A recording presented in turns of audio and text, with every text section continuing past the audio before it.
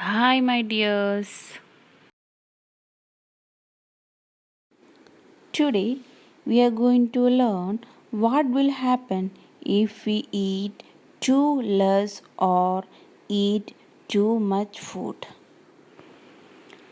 Let us read about two patients of Dr. Abarnas. Are you ready? Okay. So let me start. Dr. Abarna has two patients, Rishmi and Kailash. Dr. Abarna talked to them to find out more about them. Read what the doctor found. First, about Rishmi. She looks about 3 years old. She has very thin arms and legs and a pot belly. That means stomach like a balloon. She often falls sick.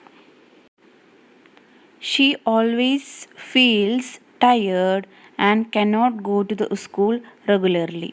She does not have a strength even to play. And about food, she is lucky if she can get a little rice or one roti to eat in the whole day. So, why do you think Rishmi could eat only one roti in the whole day? It's because Rashmi is very poor. She cannot get proper meal. She could not afford to pay proper meal and she is not able to eat properly. So what about Kailash? Kailash is 7 years old, but he looks older than his age. His body is fat and flabby. He has pain in his legs.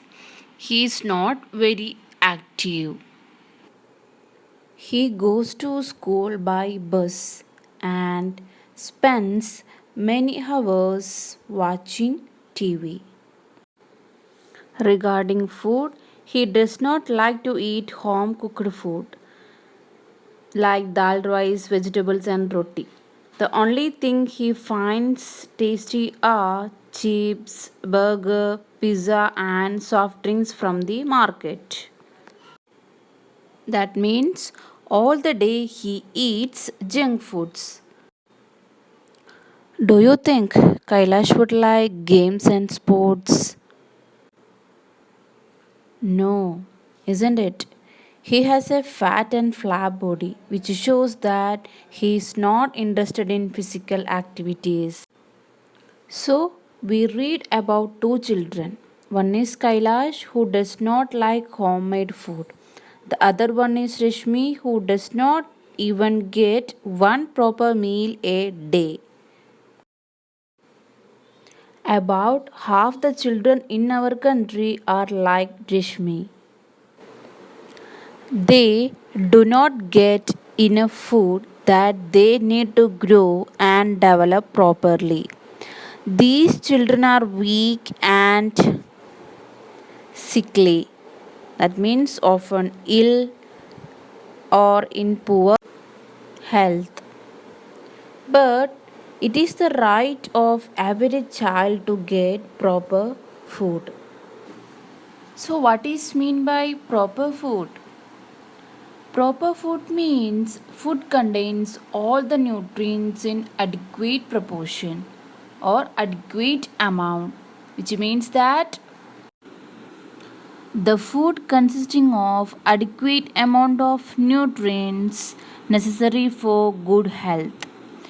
We have to make sure that our daily food is a balanced diet. That means proper food.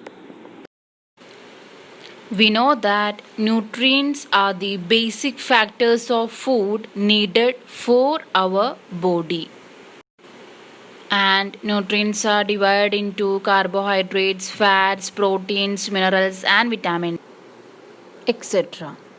And many diseases are caused due to lack of nutrients. So that we have to make sure that our daily food is a balanced diet. So, my dear children, you should obey a balanced diet in your life. Hope you understood today's class. Thank you, my dears. Have a nice day.